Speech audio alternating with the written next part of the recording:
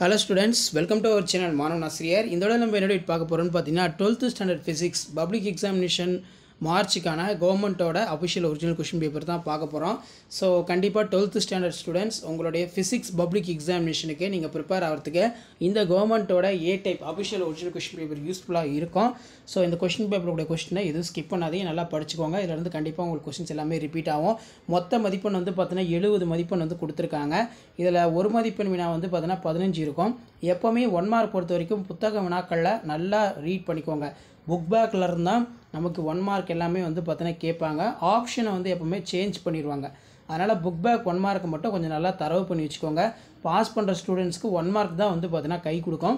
So கண்டிப்பாக இது கவர்மெண்ட்டோட அஃபிஷியல் ஒரிஜினல் கொஷின் பேப்பருங்கிறதுனால இதில் இருக்கக்கூடிய 2 mark 3 mark compulsory 2 mark 3 mark 5 mark எதுவும் ஸ்கிப் பண்ண வேண்டாம், நல்லா படிச்சுக்கோங்க.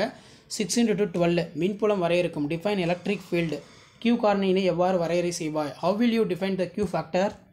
ஆம்பியர் சுற்று விதியினை கூறுக. ஸ்டேட் த ஆம்பியர் சர்க்யூட்டல் லா. அடுத்து வந்து பார்த்தீங்கன்னா வைரம் ஜொலிப்பதற்கான காரணத்தை விளக்குக. Explain the reason for glittering of diamond.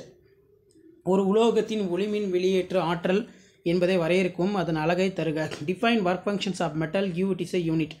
கதிரியாக்க செயல்பாடு அல்லது சிதைவு வீதம் என்றால் என்ன, அலகு என்ன?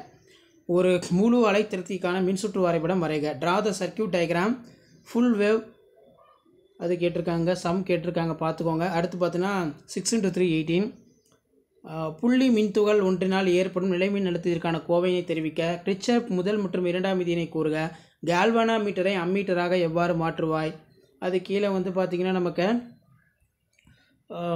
ஒளிப்பாதை என்றால் என்ன, ஒளிப்பாதையின் சமன்பாட்டை எழுதி அதில் உள்ள ஒவ்வொரு குறியீடு எதை சுட்டுகிறது என்பதை கூறுக. ஏதேனும் 3 ஒளிமின் விதிகளை எழுதுக. ரைட் இனி 3 laws of photo electric field. Next வந்து பார்த்தீங்கன்னா 5 மார்க்கு 5x5 25. நிலைமின்னியல் கூலும் விதியினை கூறுக. கூலும் விசைக்கும் ஈர்ப்பு விசைக்கும் இடையே உள்ள வேறுபாடு தருக. ஒளியின் வேகத்தை கண்டறியும் PUC முறையினை விவரிக்கவும். சைக்ளோட்ரான் நல்லா பார்த்துக்கோங்க.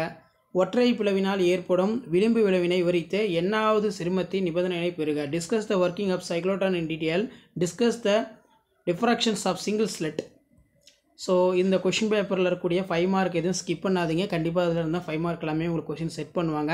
மின்காந்த அலைகளுடைய பண்புகள், தெளிவான மின்சுற்று படத்துடன் டிரான்சிஸ்டர் பெருக்கியாக செயல்படுவதை விவரிக்கவும். இதெல்லாம் முக்கியமான வினா. வீடியோ பண்ணுறதை ஃப்ரெண்டுக்கு ஷேர் பண்ணுங்கள். மாணவ நாசர் யூடியூப் சேனல் சப்ஸ்கிரைப் பண்ணுங்கள். வீடியோ ஃப்ரெண்ட்ஸுக்கு ஷேர் பண்ணுங்கள். தேங்க்யூ.